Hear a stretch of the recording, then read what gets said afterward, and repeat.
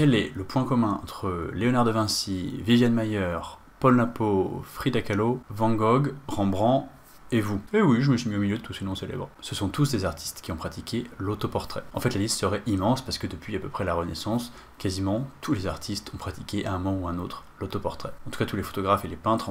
Sculpture, c'est un peu plus difficile, mais ça existe aussi. Pourquoi on est obsédé par le fait de vouloir se représenter soi-même? C'est quoi la force qui nous pousse à nous mettre au centre de nos propres créations? Est-ce que ça veut dire que tous les artistes sont intrinsèquement égocentriques? Bon, déjà l'autoportrait, ça date de quand? En fait, on sait pas trop. C'est bien documenté à partir de la Renaissance, mais avant ça, au Moyen-Âge et encore avant, on n'a pas trop d'autoportraits. Au Moyen-Âge, l'artiste, il n'avait pas du tout le même statut. C'était plutôt un artisan au service d'un mécène, il n'avait pas vraiment un statut propre en tant que créateur par lui-même, donc on lui accordait pas trop d'importance. Et avant le Moyen-Âge, on a quelques indices sur des sculptures, notamment dans l'Égypte ancienne et dans l'Antiquité, mais c'est assez dur à savoir parce que la plupart des œuvres qui sont arrivées jusqu'à nous ne sont pas signées. Donc est-ce que c'est vraiment des autoportraits? Est-ce que c'est la représentation de quelqu'un d'autre? C'est dur de dire. Mais depuis la peinture de la Renaissance, c'est une chose courante et bien documentée. Pourquoi la Renaissance? Pour deux raisons. Déjà parce que les artistes, ils ont changé de statut. Après avoir été considérés comme des artisans jusqu'au Moyen-Âge, ils changent de statut, ils deviennent des artistes. C'est comme s'ils avaient enfin une existence à part entière. Et de manière plus terre à terre, à la Renaissance, c'est là où on commence à avoir, de manière relativement répandue, des miroirs, et c'est tout simplement beaucoup plus facile de se peindre quand on peut se voir. Au début, les autoportraits, c'était plutôt des petits clins d'œil, c'est-à-dire se cacher dans un coin de tableau, justement dans un reflet de miroir ou en arrière-plan. C'était un peu comme un petit bonus au tableau, quoi, un truc en plus, un genre de caméo, quoi, un peu comme quand les réalisateurs font de la figuration dans leur propre film. Puis, petit à petit, on est passé à l'autoportrait assumé, c'est-à-dire que l'artiste devient le sujet principal de l'œuvre. Là, on n'est plus sur un simple clin d'œil, mais sur un véritable travail introspectif. Certains artistes s'amusent même à créer plusieurs autoportraits au cours de leur vie, comme pour documenter le processus de vieillissement, ou plus précisément le processus de comment eux se voient en vieillissant, ce qui est un petit peu différent. Et là arrive, il y a 200 ans, la photographie. Et encore un peu plus tard, il y a une vingtaine d'années, on entend pour la première fois utiliser le mot selfie. C'est un mot qui est utilisé pour désigner un autoportrait au téléphone. Et aujourd'hui, c'est devenu un phénomène absolument universel, tout le monde en fait des selfies, même mon papa. Mais dans cette vidéo, on va s'arrêter avant les selfies, on va parler vraiment d'autoportrait. Et pour faire la distinction entre les deux, je vais définir autoportrait comme l'action de se mettre en scène dans un travail photographique artistique. Ça reste volontairement assez flou parce que vous allez voir qu'il existe plein de déclinaisons différentes et de manières de faire de l'autoportrait. J'ai fait un petit sondage sur Instagram et en 2024, la très grande majorité des photographes font de temps en temps au moins des autoportraits. Et si on regarde d'ailleurs l'histoire de la photographie, la majorité des photographes célèbres ont fait des autoportraits. Je pense qu'on peut dire que quasiment tous les photographes passent par là. C'est presque un passage obligé du processus de création, quoi. Du coup, je me suis posé deux questions. Pourquoi on fait des autoportraits?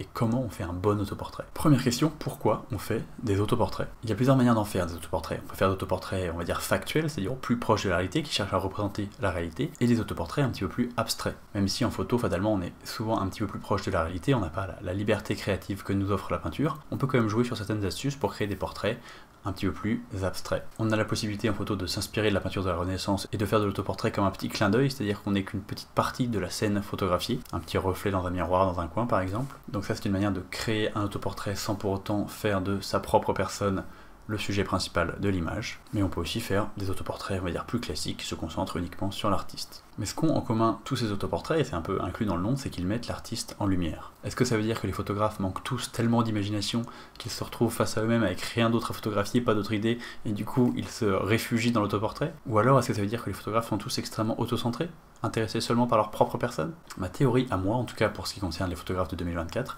c'est qu'à force de mettre beaucoup de soi dans sa photographie, de développer une narration, un travail créatif, on en vient forcément à mettre une grande part de soi dans ses photos. Figurativement. Quelles que soient les photos qu'on prenne, que ce soit des portraits, que ce soit des paysages, quoi que ce soit, ça parle fatalement un petit peu de nous. Je pense que l'autoportrait pour le photographe c'est une manière de rappeler un petit peu cette vérité-là. Regardez, ceci est mon œuvre, elle parle du monde qui m'entoure, mais elle parle aussi de moi, quelque part. Et regardez, j'ai envie, une fois de temps en temps, de recentrer un petit peu le sujet sur moi, pour rappeler cette vérité-là. Après, il va y avoir bien entendu des raisons beaucoup plus triviales. Un autoportrait dans une série de photos, ça peut par exemple avoir une valeur de signature, une manière de dire c'est moi qui l'ai fait. Un peu comme si vous voulez dire ok, j'utilise ma photo pour mettre en lumière plein de choses, que ce soit des événements, des gens, des endroits, mais je veux pas m'oublier dans le process. Sans compter d'autres considérations encore plus terre à terre, j'en parlais dans la vidéo sur la malédiction du photographe. Quand on est le photographe attitré de son groupe d'amis ou de sa famille, on n'est jamais sur les photos. L'autoportrait c'est souvent la seule solution pour nous aussi avoir le droit à ce passage à la postérité qu'est la photographie. Donc encore une fois, dans ce cas-là, l'autoportrait va servir à dire « Vous vous rappelez de moi? J'existe, je veux faire partie de ces souvenirs que je suis en train de créer. » Puis il y a une raison encore plus basique, c'est que le photographe est le modèle le plus disponible pour un photographe. C'est même par définition le modèle qui est absolument tout le temps disponible. Quel que soit le moment, quelle que soit la situation, une possibilité de photo, une possibilité de création, c'est nous-mêmes, c'est la personne qui prend la photo. L'autoportrait peut à ce moment-là devenir un incroyable moyen de documenter le temps qui passe, parce que en faisant des portraits répétés de soi encore et encore, la seule chose qui change, vu que le sujet est toujours le même, ça va être le temps. Et comme le sujet est toujours disponible, on peut faire ce genre de série sur un temps très long. On connaît tous ce projet photo de Noah Kalina qui a pris une photo de lui tous les jours pendant 20 ans, et ça donne cette petite vidéo que je vous conseille d'aller regarder. Ce genre de projet, c'est un document incroyable sur le passage du temps, sur le vieillissement, sur la manière dont on grandit. C'est fou quand même. Tout ça pour dire qu'il y a vraiment une multiplicité de raisons qui peuvent pousser les photographes à faire l'autoportrait, et j'ai sans doute égratigné la surface. Il y en a sans doute plein d'autres qui vous seront propres à vous si vous faites de l'autoportrait. Dans la deuxième partie de cette vidéo, je voudrais essayer de vous faire comprendre et de vous expliquer pourquoi j'aime autant les autoportraits, pourquoi je suis autant touché par le style autoportrait. Et j'ai particulièrement envie d'illustrer ça avec une tonne d'exemples, que ce soit des exemples de photographes très très connus ou des exemples de photographes complètement inconnus. J'ai fait un appel sur Instagram il y a quelques mois pour avoir des autoportraits, j'en ai reçu plus de 350, évidemment je vais pas tous les utiliser parce que j'ai été obligé de faire des choix, mais j'ai trouvé ça incroyable dans la diversité des photos que j'ai reçues, dans la diversité des regards que vous portez sur vous-même, j'ai trouvé ça extrêmement cool. Et il y a quelques séries qui m'ont particulièrement touché, et donc celle-là je vais vous les présenter, bien évidemment. C'est parti, premier autoportrait, c'est celui de Robert Cornelius. Cette photo n'aurait pas particulièrement retenu mon attention si elle n'avait pas une spécificité. C'est le tout premier autoportrait connu, et c'est même potentiellement le tout premier portrait connu. En photo je veux dire évidemment. On est dans les toutes premières années de la photo, et je trouve ça cool qu'un photographe se dise ok, on va tester cet appareil, parce qu'on a une époque où les photographes c'est encore limite des savants fous et des chimistes, et tiens, qu'est-ce que je vais prendre en photo? Pas moi-même. Je trouve ça assez cool dans l'idée, tu vois. Donc on dit maintenant les gens sont auto-centrés avec les réseaux sociaux, tout ça. Je pense pas que ça date d'hier. C'est juste que maintenant on a plus de manières de faire des photos plus facilement et de les diffuser plus facilement, mais une des premières photos d'humains qui existent, c'est déjà un autoportrait. Vous connaissez forcément les autoportraits de Viviane Maier. Ce sont des autoportraits qui me touchent particulièrement parce qu'ils sont pour la plupart des autoportraits pris dans la rue. Les autoportraits de rue, pour moi, c'est un peu comme une manière d'affirmer sa place dans le monde en tant que photographe de rue. Oui, je documente tout ce qui se passe autour de moi, je documente cette vie de tous les jours qui n'a rien d'exceptionnel, mais que je trouve belle quand même, bref, je fais mon travail de photographe de rue, mais de temps en temps j'ai envie de me rappeler que cette vie, cette ville, j'en fais partie. Dans ce balai éternel des inconnus qui passent, je suis un inconnu parmi les autres, et je mérite ma place sur la pellicule. Avec ces deux autoportraits de Florian Merlet, on arrive dans quelque chose qui me touche énormément, vous le savez, l'intime, la beauté de la vie de tous les jours, la vie en famille, le quotidien, le bordel, les tâches ingrates, bref, la vie quoi. Pour moi, ces deux photos, c'est la beauté de la routine familiale, et forcément une petite touche d'humour, ça n'enlève rien. Je vais pas vous le cacher, cette photo, je la trouve incroyable, je la trouve d'une grande force intime, et merci beaucoup à Florian de m'autoriser à la partager. Dans une autre catégorie, les portraits de Daniel sont complètement loufoques. J'aime bien parce que ça nous projette directement dans un monde parallèle. Quand je regarde ces images, je me dis mais qu'est-ce qui peut bien se passer dans sa tête? Mais je dis pas ça de manière désagréable, hein, c'est plutôt comme une interrogation, comme un jeu, comme une curiosité, comme une envie de réussir à le suivre dans les méandres de son esprit. Parfois pas facile, mais c'est ça qui est marrant. Je ne pouvais évidemment pas faire une vidéo sur les autoportraits sans vous montrer cette image, qui est sans doute un de mes autoportraits préférés de tous les temps.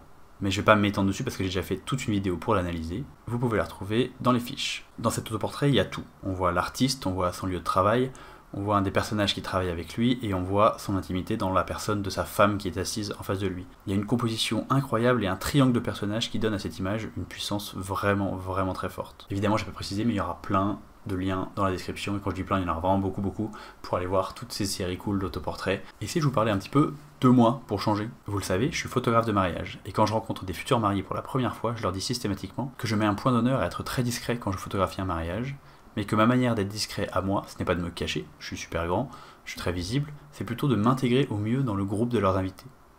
Et dans chacune des galeries de mariage que je livre à mes clients, j'intègre toujours quelques autoportraits, comme pour rappeler ça, pour rappeler qu'en tant que photographe, je suis là pour témoigner de leur journée, mais que je fais aussi partie de cette journée-là. Je ne suis pas un invisible, je participe à la réussite de cette journée. C'est un peu ma petite signature à moi pour pas être oublié. C'est un peu comme un rituel que je fais à chaque fois. Trish Morrissey est une artiste irlandaise que j'aime beaucoup. Dans sa série Front, elle prend en photo des groupes d'amis et des familles sur la plage, mais elle va au-delà de ça. Elle demande si elle peut échanger de place avec un des membres féminins du groupe en question. Donc non seulement elle prend sa place physiquement dans le groupe, mais aussi elle échange avec elle ses habits. Du coup, elle prend vraiment complètement la place de quelqu'un d'autre dans un groupe. Et c'est le membre remplacé du groupe qui, lui, appuie sur le déclencheur. Ça donne des photos à l'atmosphère hyper étrange, qui font se poser des questions sur c'est quoi vraiment un autoportrait? Qu'est-ce que je suis en train de voir là? Franchement, ça fait partie des séries d'autoportraits les plus étonnantes sur lesquelles j'ai pu tomber, et j'adore. Je vous ai déjà parlé des portraits d'Angélique Boissière. Ce que j'aime dans ces portraits, ce sont les compositions soigneuses. Il y a une esthétique très forte et un côté intemporel qui est souligné par l'utilisation du film noir et blanc. Ces images, c'est comme des petites capsules hors du temps, et à la fois je peux pas m'empêcher d'espérer qu'elle continue à faire des autoportraits pendant, je sais pas, 50 ans, pour voir l'artiste évoluer au fil des années, pour voir comment elle documente le passage du temps dans ses autoportraits. Cette photo de Nan Goldin, c'est un exemple typique de photo que j'ai pas apprécié la première fois que je l'ai vue. Et quand on commence à creuser un peu, à comprendre l'histoire et qu'on s'arrête un petit peu dessus, et ben on change d'avis. En tout cas, moi j'ai changé d'avis. Cette photo, c'est un autoportrait dans une clinique de désintox. Nan Goldin, elle avait plusieurs addictions, à la drogue et à l'alcool notamment, et elle a fait notamment un séjour dans cette clinique de désintox. Ce que j'aime dans cette image, c'est que la première chose qu'on voit, c'est que son visage est flou. Et quand on creuse un petit peu, on voit que sa main est nette, que les draps sont nets avec notamment le logo de l'endroit où elle est, et le petit crucifix sur le mur, tout ça c'est net. Je trouve que connaître l'histoire de cette photo lui fait prendre une autre dimension et ça donne une image vraiment très forte. Vous connaissez peut-être cette série d'autoportraits de Ritchie. Il s'agit, je crois, d'un projet de confinement. Il s'est mis en scène comme personnage dans des films cultes, en utilisant un vidéoprojecteur pour projeter des images. Le résultat, ça donne un truc un petit peu irréel, un petit peu loufoque, que je trouve personnellement vraiment très sympa. Lee Friedlander a fait des autoportraits pendant toute sa carrière. Les images sont souvent un peu énigmatiques, on sent qu'il utilise son corps et son image comme un élément graphique parmi d'autres. Mais ce qui me fascine le plus dans ces autoportraits, c'est justement qu'ils ont été faits sur une période très longue, plus de 60 ans.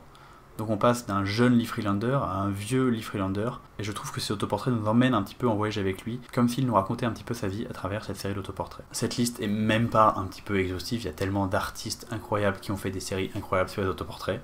Je pourrais continuer pendant très longtemps, mais c'était juste pour vous donner un petit aperçu de séries que j'ai trouvé très cool. Et c'est par dessin que j'ai mélangé grands photographes et photographes inconnus pour faire un petit melting pot et pour montrer que c'est vraiment quelque chose qui transcende, on va dire, les niveaux photographiques. Tout le monde peut faire de l'autoportrait. C'est vraiment le sujet le plus accessible pour n'importe qui, par définition en fait. En faisant cette vidéo, j'avais vraiment envie de vous emmener avec moi dans l'univers de l'autoportrait qui est vraiment un monde qui me fascine, une pratique photo qui me fascine. C'est poétique, c'est créatif, c'est intime, c'est tout ce que j'aime en photo. Et c'est aussi quelque chose que je pratique beaucoup personnellement. Je vous ai montré quelques autoportraits professionnels, on va dire, mais je fais aussi beaucoup d'autoportraits en famille, dans l'intimité ou dans la rue. J'en fais dès que je peux en fait. Ça veut pas dire que je suis très bon en autoportrait, hein. Ça veut juste dire que j'aime beaucoup l'idée. Alors à tous les photographes qui regardent cette vidéo et qui ne pratiquent pas régulièrement l'autoportrait, j'ai envie de vous dire, lancez-vous.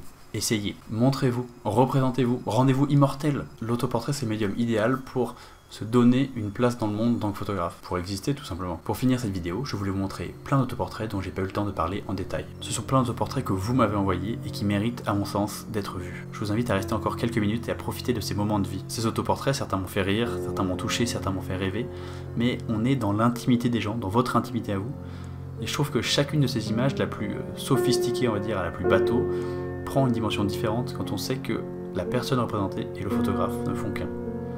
Parce que du coup, c'est pas juste une photo de quelqu'un, c'est une photo de quelqu'un tel qu'il a envie d'être vu. Ça change tout. Je voudrais parler de chacun d'entre eux et m'attarder dessus, mais ça serait évidemment beaucoup trop long, donc je vous laisse regarder ça à votre rythme. Prenez quelques minutes pour vous plonger un peu dans l'univers de tous ces artistes. Profitez-en. C'est parti.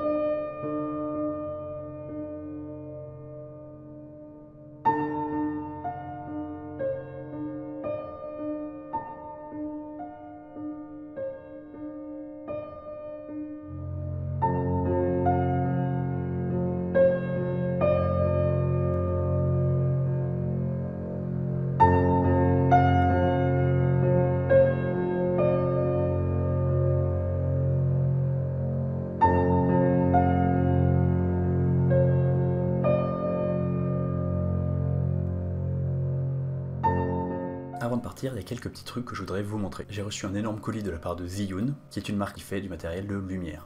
Ça par exemple, c'est Zhiyun. J'aime bien cette marque parce que c'est de la bonne qualité, c'est bien construit, j'en utilise certaines depuis des années, et surtout ils ont une volonté de faire du compact. En gros ils font des lampes aussi puissantes que les autres mais plus petites, donc moi je trouve ça cool. Bon, c'est un peu gros. Ça c'est la Molus G300, et regardez comme c'est compact pour une lumière de 300 watts. C'est incroyable hein. Waouh. C'est à la fois pas très encombrant et super puissant. Et ça c'est la Molus B500. Ça c'est du 500 watts. C'est vraiment très puissant, on peut vraiment éclairer des espaces très très grands avec une lampe de 500 watts. Comment ça marche ce truc? Ça s'allume là. Waouh. Ok, bon c'est officiel, je suis aveugle. C'est vraiment très très puissant. Wouhou! Bon bah je pense que je vais revendre mes autres lampes moins puissantes et plus grosses et que je vais désormais éclairer toutes mes vidéos YouTube et tous mes shootings photos avec ça. Merci Zhiyun. Merci d'avoir suivi cette vidéo. Si vous êtes un photographe débutant, j'ai créé une formation gratuite qui s'appelle le pack photographe débutant. Il suffit de cliquer sur le lien dans la description et je vous envoie tout ça par mail. Je vous rappelle que c'est 100% gratuit. Pensez à me suivre sur Instagram pour participer au prochain sondage, à vous abonner à cette chaîne pour ne pas rater la prochaine vidéo.